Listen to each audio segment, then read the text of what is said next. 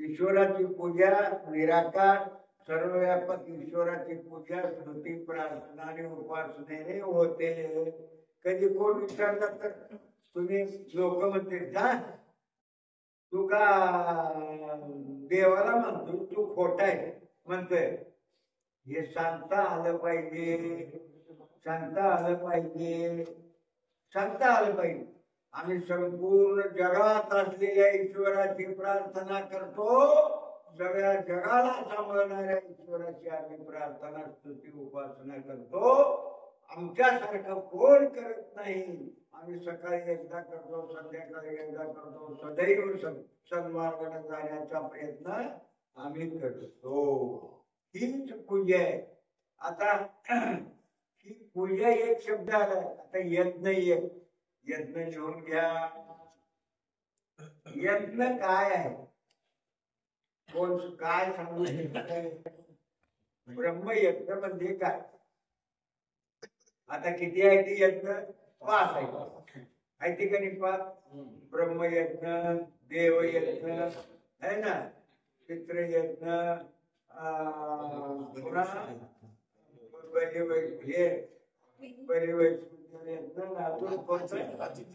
अतिथी यज्ञ आलेल्या पाहुण्यांचा सत्कार करणे. मग हे यज्ञ झाले. हेच 5 आहे ते. अरे यज्ञ म्हणजे काय? घेऊन घ्या. आपल्या जीवनामध्ये आपण जे कर्म करतो, आपल्या जीवनामध्ये जो कर्म करतो, जीवनामध्ये जे कर्म करतो ते सत्कर्म करीत जाणे. आपल्या जीवनामध्ये जे कर्म करतो ते सत्कर्म करीत जाणे. सत्कर्म करीत जाणे याला यज्ञ म्हणतात. आता बघा 5 यज्ञ आहेत ते आणि 5 यज्ञामध्ये मी वेगळं सांगितलं. वेगळं वाटलं रे का नाही? सत्कर्म करणे हे यज्ञ आहे म्हणून. आता तुम्हाला माहिती सांगतो. ईश्वर कसा आहे हो? सत्कर्म करणारा. बघा वेळेवर सूर्य उगवतो, वेळेवर चंद्र उगवतो आहे ना. तुम्हाला पहिल्यांदा हवा आहे बघा, पृथ्वी आप तेज वायू आकाश हे फुकट दिलेलं आहे, फुकट दिलेलं आहे. तर त्याची एकही गोष्ट शिकली नाही आणि तो सत्कर्माला चालत आहे. त्याला ऋत आणि सत नाव आहे. त्याला या चालण्याला गाढव चालण्याला काय नाव आहे? ऋत आणि सत नाव.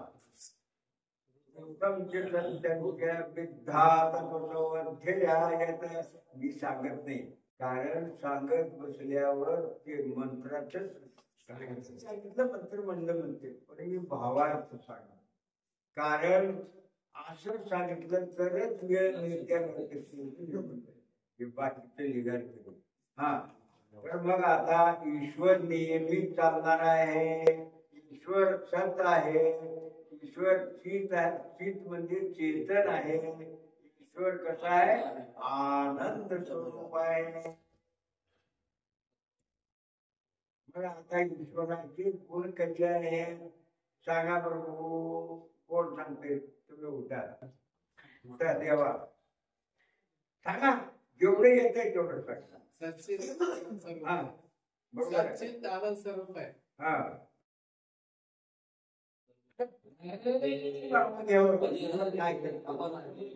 तुम्ही सांगा. सगळे नाव घ्या. स्तुतीमधले, उपासनेमधले, प्रार्थनेमधले सगळे नाव घ्या. निर्गुण आहे, निराकार आहे, अजन्म आहे,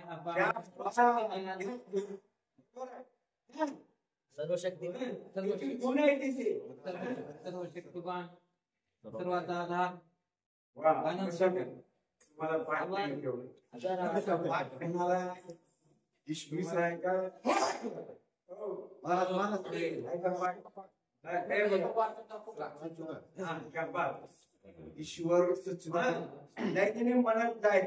ईश्वर सच्चिदानंद स्वरूप निराकार सर्वशक्तिमान न्यायकारी दयालु अजन्मा आनंद अमर अभय नित्य पवित्र सृष्टिकर्ता आहे. हे एक 2 नंबरचा आमचा नियम आहे. नियम आहे स्वामीजीनं सांगितलेला. आलं का लक्षात? जेवढा तर मदत जावा कमीत कमी. बाकीचे लय गुण आहेत ईश्वराचे. आणि आता पुढे लिहा. ईश्वर सगुण आहे का निर्गुण आहे?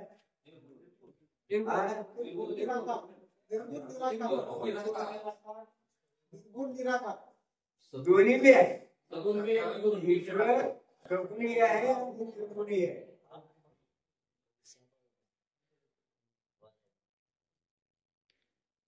सगुण लिहा पहिलं. सगुण आणि निर्गुण. आता सगुण म्हणजे काय? मला तुम्हाला 1 तारखेला ध्यानाला बसवायचं. हे सगळं पाठ करावं लागतं. ध्यानाला बसवायचं आहे. असा आनंद यावा. 1-2 दिवसात काय येणार आहे? ध्यान शिबिराला या. मग तुमचं सगळं उकलून काढतो. भक्त होऊन जावं.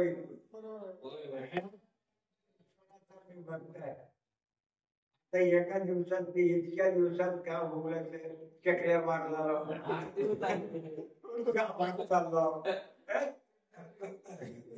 चला काय सांगू लागतो? म्हणजे काय? सगुण आणि निर्गुण. सगुण म्हणजे ईश्वर सृष्टी करताय. सगुण म्हणजे ईश्वर सृष्टी करता आहे. म्हणजे तो करतो हे सगुण आहे.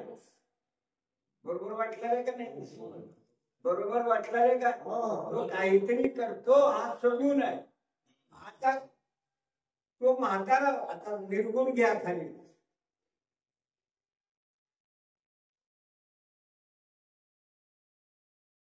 ईश्वराला छेद होत नाही, टोचू शकत नाही आपण. ईश्वराला टोचू शकत नाही. ईश्वर म्हातारा होऊ शकत नाही. हे काय आहे? निर्गुण आहे. अजून खूप आहे व्याख्या. हे सांगत बसल्यावर भलतं लांब एवढं मोठा तर पाठ करा. काय गोष्टी जमलेलं का नाही?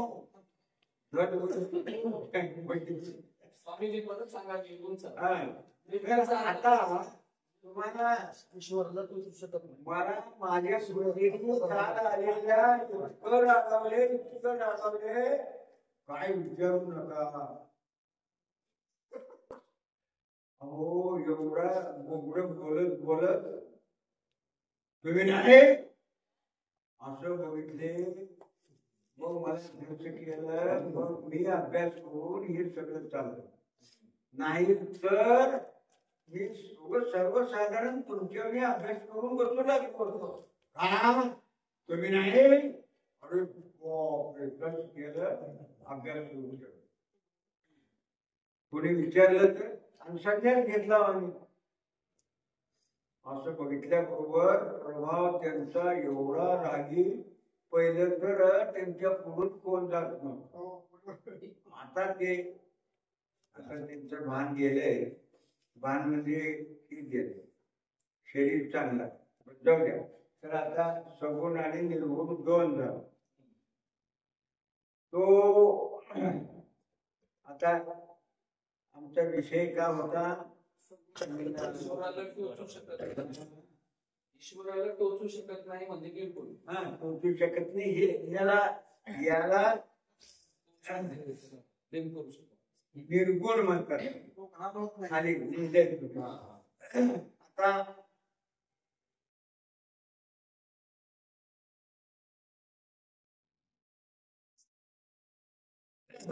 दोन प्राणायाम राहिले की थोडं इथपर्यंत आलं. जे तुम्हाला सांगायचं होतं. सगळ्यात जास्त तुम्ही लक्षात ठेवा. मी मालक आहे. माझे नौकर 4 आहे आणि नौकर माझ्या ताब्यात राहावं हे लक्षात ठेवा. मी मालक आहे. माझे नौकर 4 आहे. ते ताब्यात राहावं म्हणून सदैव चिंतन करायचं. तुम्हाला लक्षात आला असेल. मग मालक कोण आहे? आत्मा. आत्मा. आत्मा आणि अंतःकरण हे त्याच्या खाली आहे. साधन म्हणतात त्याला. बर, तुम्हाला गेलोच नाही, अजून तुम्ही पहिल्या पायरीवरच आहो, इथंच आहो. तेव्हा सांगावं की आपण 2 दिवसच राहिले. कसं 2 दिवस राहिले आणि आज व्यायाम केला. व्यायाम केला तर मी हे करत नाही. का सांगावं, बरोबर क्लिष्ट आहे. क्लिष्ट म्हणजे कठीण आहे. आता समजू लागले का? कांबळेची हा हा हा, मला तेवढंच पाहिजे. हा, तर मग आता साधन आत्म्याचे साधन चार. आता सांगतो ते पुढे लिहा. या आत्म्याचे, अंतःकरणाचे, शरीराचे साधन द्या. आत्म्याचे, शरीराचे आणि करणाचे म्हणजे आत्मा आल्यावर करण बी आलं, सगळं आलं. याचं साधन कोणतं आहे? आता पुढे ईश्वर मोक्षाकडे जाण्यासाठी कोणतं साधन आहे? ईश्वराकडे जाण्यासाठी या पूर्ण जीवनामध्ये आता आपल्याला आत्म्याचे साधन 4 झाले. पुन्हा पूर्ण जीवनामध्ये आपण ईश्वराकडे, मोक्षाकडे जाण्यासाठी कोणते साधन आहे? ईश्वराकडे जाण्यासाठी कोणते साधन आहे? ईश्वराकडे जाण्यासाठी कोणते साधन आहे? लिहा. ईश्वर स्तुती, उपासना.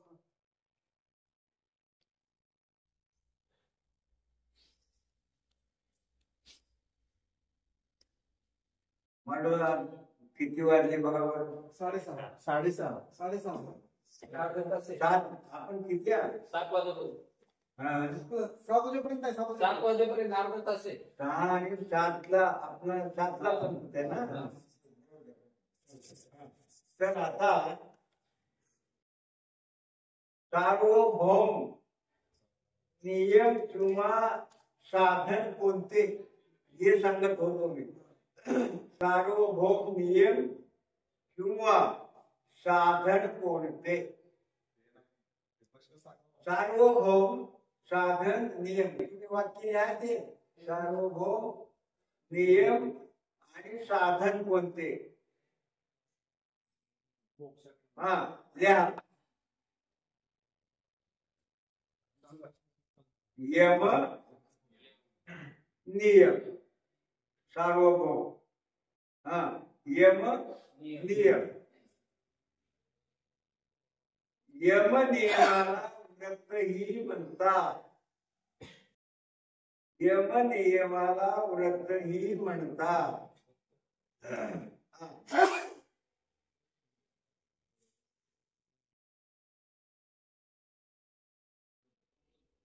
हा, आता व्रतही म्हणतात.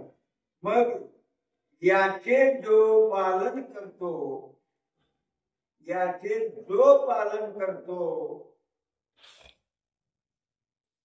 तो ईश्वराचा भक्त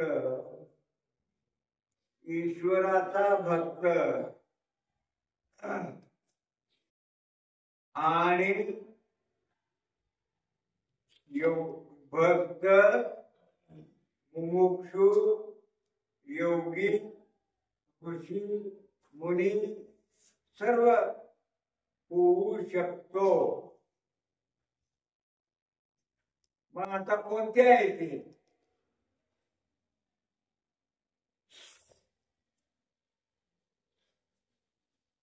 ते योग शिकवणारी बाई आली नाही, ते गेले. वाजले. हा, चला. हा, चला. ते झालं. आता याच्यामध्ये आपण काय शिकलो? मुमुक्षु, योगी, बघा. होऊ शकतो. यम हे लिहा. यम लिहा. यम शब्द लिहा. यम हे सार्वजनिक आणि वैयक्तिक आहे. यम हे सार्वजनिक व वैयक्तिक आहे. यम हे सार्वजनिक व वैयक्तिक आहे. झालं. आता पहिला लिहा. पहिला अहिंसा. पहिला अहिंसा. दुसरा सत्य. अहिंसा, सत्य, अस्तेय. अस्तेय. ब्रह्मचारी किंवा ब्रह्मचर्य. अपरिग्रह. हे यम झाले. अपरिग्रह यम झाले. किती झाले? 5. नियम लिहा. नियम हे कसे आहेत? वैयक्तिक आहे. मला अवघडायचे. हे जर वागलं तर ईश्वराचा महान भक्त होतो. हा चला. नियम हे वैयक्तिक आहे. चला लिहा. पहिला नंबर लिहा. शौच, संतोष, तप.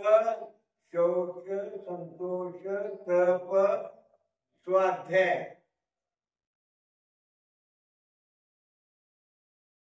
स्वाध्याय झालं का? ईश्वर प्रणिधान. ईश्वर प्रणिधान. हा बघा.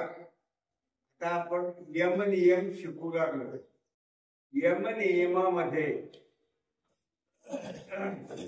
यम हे सार्वजनिक तुम्हाला सांगितलं आणि वैयक्तिक मी सांगितलं. दोन्ही सांगितलं. तुम्हाला आता माहिती पाहिजे कसा असेल बाबा. माझ्या कालच्या गुरुनं काय म्हणलं? ब्रह्मचारी कुठं आहे म्हणजे ब्रह्मचारी कुठं आहे म्हणजे सार्वजनिक स्वतः ब्रह्मचारी राहावं लागतंय. सांगा बरं बघू. सामाजिक होऊ शकते का नाही? कोणाच्या डोक्यात येते का? ब्रह्मचारी स्वतः राहावं लागतं. बलवान तगडा व्हावा लागतंय. सामाजिक होऊ शकते का?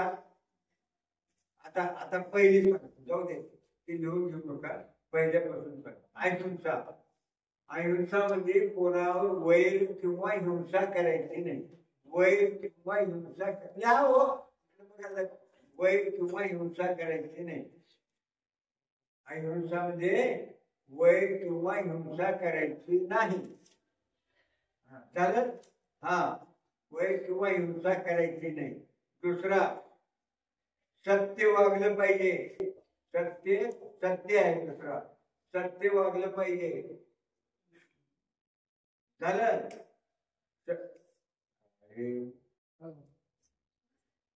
हा अहिंसा म्हणजे वैर करायचं आणि सत्य म्हणजे खरं वागलं पाहिजे. सत्य वागलं पाहिजे. आणखीन अस्तेय म्हणजे चोरी करायची नाही. बघा दुसऱ्याचा जीव घ्यावा लागतोय.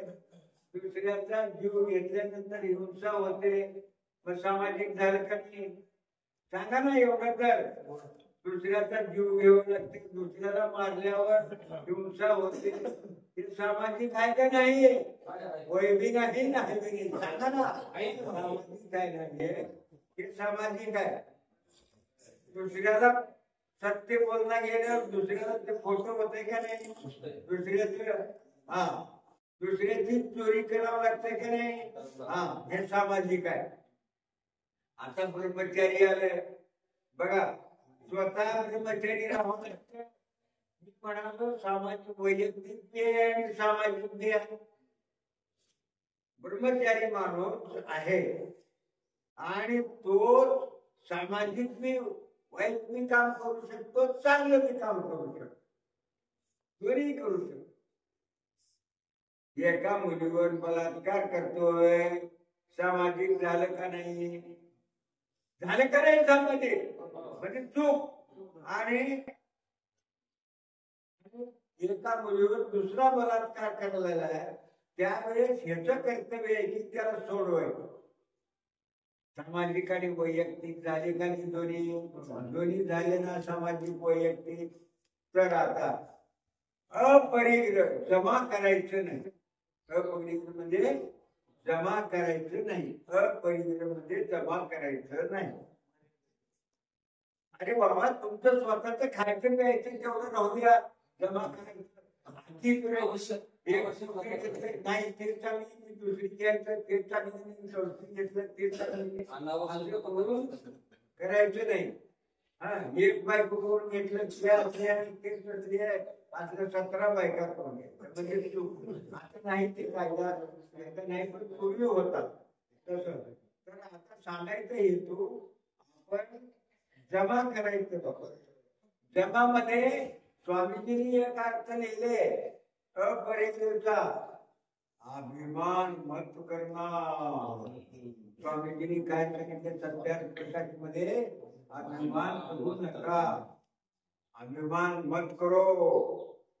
मग मी आमच्या इथले विद्वान लोकांना दाखवलो अपरिग्रहचा अर्थ काय हो? जमा नाही करणार, एवढंच पाहिजे. पण स्वामीजींचं वाक्य सांगितलं, अभिमान मत करणं. पहिलं वाद केली. आता हे जसे सत्येंद्रजी आहेत ना आचार्य, तसे दुसऱ्या आचार्याला म्हणलो. त्याने म्हणले त्यांना अभ्यास नव्हता. मग मी जाऊन बोललो. म्हणल्यानंतर ते म्हणजे असं कसं होऊ शकतंय? ते बघ, स्वामीजी सत्यात प्रकाश मध्ये असं सांगितलं. तर मग म्हणजे हा, जमा केल्यावर अभिमान येतो, अभिमान होतो. खरंय. तर मग आता मग वैयक्तिक बी आहे ते आणि सामाजिक बी आहे.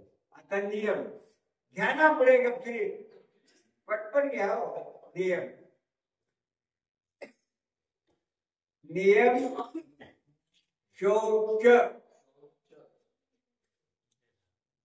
वैयक्तिक आहे. शौच म्हणजे काय हो? संडास नव्हे. संडास शौचचा अर्थ शुद्धी. शुद्धी, शौचचा अर्थ शुद्धी, पवित्र करणे. आता शरीर कसं शुद्ध होऊ शकतंय? पाण्याने. हा, मग आता याच्यामध्ये काय काय आहे या शरीरात? सांगणारा सांगून डोकं अरे मनाला मन बुद्धी चित्त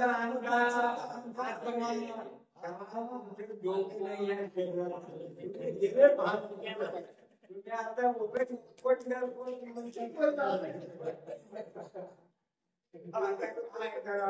एवढं सांगून सांगावं मध्ये का?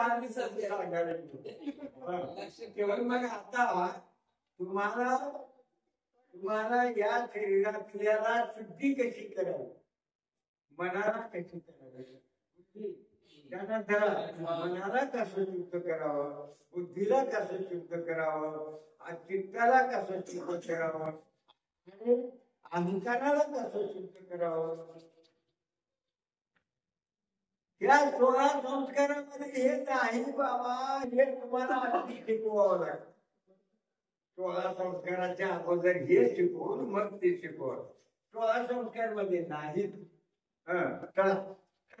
आता पहिल्यांदा काय? शौचामध्ये शुद्धीमध्ये आंघोळीनं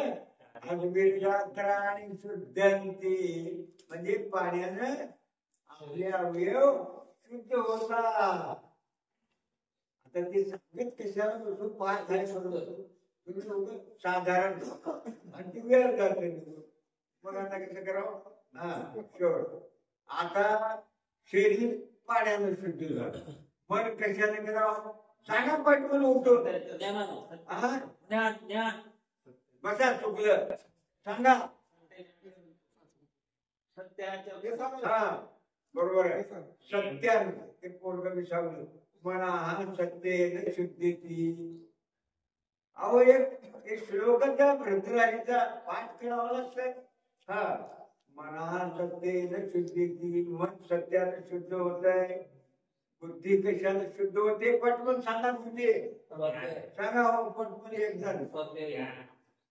स्वाध्याय तू सांगू नको रे बादशाह. स्वाध्याय हा स्वाध्याय कशाने होते बुद्धी ज्ञानेने शुद्धी ती. ज्ञानाने शुद्ध होते. काय करावं तुम्हाला लाकडानं मानवलं तेव्हा तुम्हाला झोपी येते.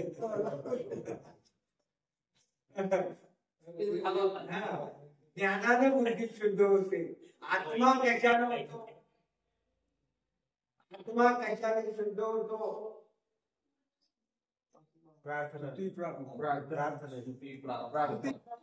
नाही आत्मा सत्यरूपी तप करून आत्मा सत्यरूपी तप करून आत्मा तपोभ्यास भूतात्मा हे म्हणले ना पुढल्या बाजूला.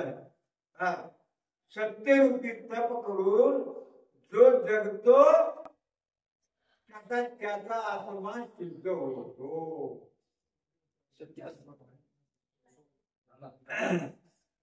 मग आता शेवटची व्याख्या झाली.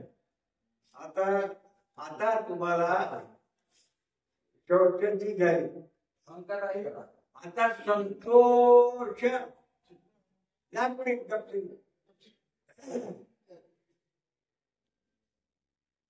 संतोष म्हणजे काय.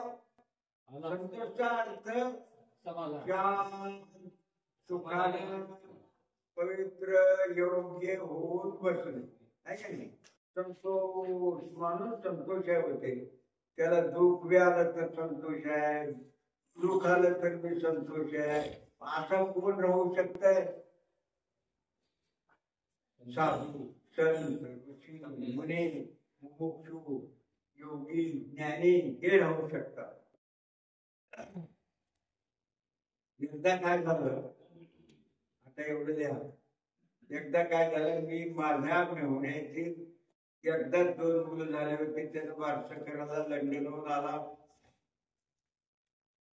आल्यावर मी गेलो. सगळं तेलगट होतं. खाल्लो नाही. तसं चालू उगं जरा भात खाऊन आलो. भात मी तेलगट होता. हे भगवान. मग आता रात्री तिथं प्रचाराला गेलो होतो. कुठं रेणापूरला. तर ध्यान देऊ नये का संतोषचा. मग रात्री कोण बिजो म्हणले 9:30 वाजले होते. 9 9:30 प्रवचन चाललं होतं दुसऱ्याचं. मी गेलो. मग कोण बिजो म्हणले. तसाच झोपलो. आता काय कोणच म्हणले नाही. जेव म्हणले काय म्हणले पाणी पे म्हणले नाही. तसंच झोपलो. झोपल्यानंतर हा संतोष आहे. आलं का लक्षात तुमच्या. आता हा संतोष आहे. तुम्ही मला जेव्हा म्हणत नाही मी कशाला गडबड करू. शांत बस झोपलो. सकाळी माझा प्रवचनाचा विषय आला. म्हणजे काय संतोष. संतोष काय म्हणल्याबरोबर रात्री तुम्ही मला देव म्हणले नाही. संतोषानं झोपलो. देव म्हणलं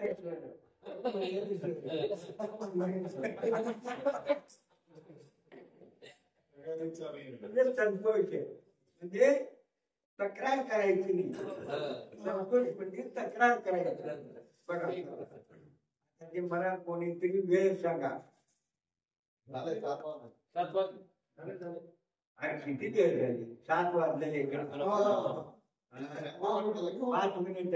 हा पण संतोष झालं. आता तप करणे म्हणजे काय.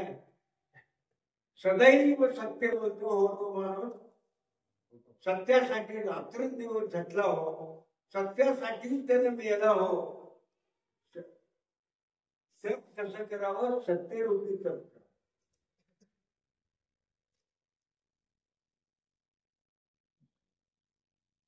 आता स्वाध्याय 5 मिनिट आहे. stop झालं. स्वाध्याय म्हणजे काय हो? पुस्तक वाचणे है ना. स्वाध्याय म्हणजे ग्रंथ वाचणे. हो. आर्षग्रंथ, वेद, उपनिषद, दर्शन हे स्वाध्याय. अजून एक अर्थ आहे स्वाध्यायाचा गुरुजी, स्व अध्याय. स्व म्हणजे स्वतःच. इकडे बघा माझ्या, तुम्ही लिहित बघा. इकडे स्वाध्याय म्हणजे काय? स्वतःच अध्ययन करायचं. स्वतःच अध्ययन करायचं. सकाळी मी किती कोणाला फसविलो, कोणाला मी चांगलं सांगितलो, चिंतन करायचं. किती चोरून आणलो हे सगळं बघायचं. पण त्याच्यामध्ये हे बघितल्यानंतर माणूस चांगला होतो. त्याला स्व अध्ययन. चांगलं होतंय का? हा, रोज विचार करा, मग जरूर चांगलं होतंय. कारण ईश्वराचं सहाय्य आहे त्याला ना. मधून म्हणतो शाबास, विचार करू लागला, शाबास, हा असंच कर, असंच कर.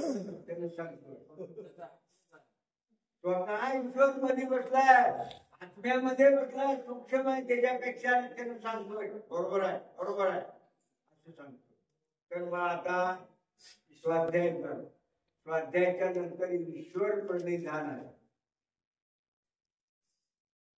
ईश्वर शब्द बरोबर आहे. प्रणिधान म्हणजे काय? ल्या प्रणिधान समर्पण. प्रणिधानचा अर्थ समर्पण करणे ईश्वराला. ईश्वराला समर्पण करणे. हा, मग आता काय समर्पण करावं हा मोठा प्रश्न आहे.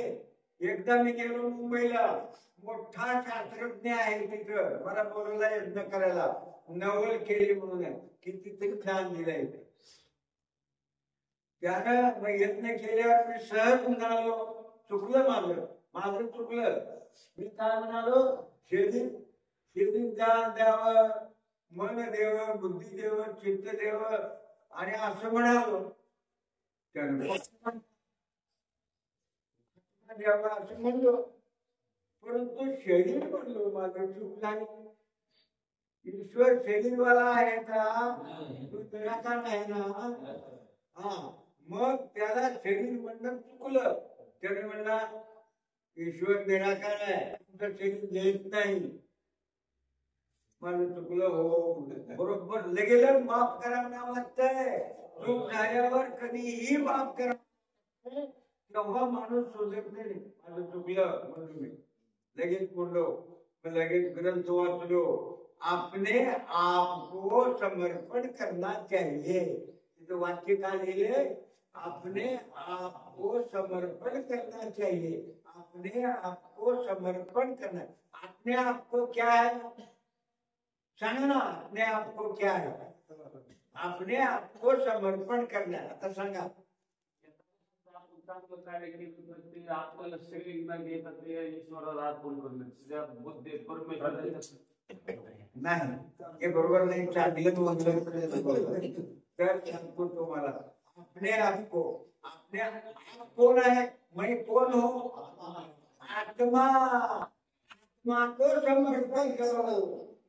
आत्मा का दृढ मित्र कोण आहे सांगा बघू. आता तुम्ही एवढे बसला, कोण मित्र आहे आत्म्याचा? आत्म्याच्या कळाल्यावर ईश्वर आहे. कळाल्यावर ईश्वर आहे. न कळता कोण मित्र आहे? नाही, तुम्हाला काहीच ज्ञान नाही याच्यातलं. आत्म्याचा खरा मित्र प्राण आहे. 1 सेकंदात मरतोय आत्मा. तोंडात बोला, एका मिनिटात मरतोय. याचा मित्र कोण आहे? आत्म्याचा प्राण आहे. अभ्यास करावा लागतं, तेव्हा येतंय. डोकं फोड आहे हे तुम्हाला आला, तुमचं भाग्य आहे. आणि माझा पहिला तास आहे. ईश्वरानं हे त्याने बी म्हणले की तुम्ही पहिला घ्या. बरं झालं का ते तुम्हाला कळू लागली निदान. तर आता काय सांगत होतो? आत्म्याचा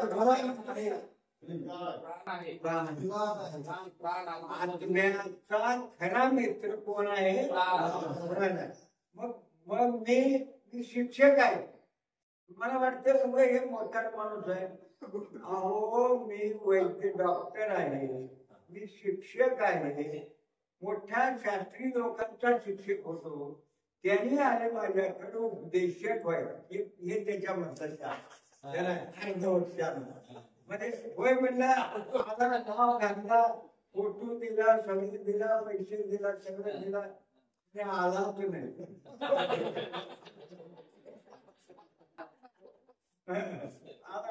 काम मला तर पार करावं कसं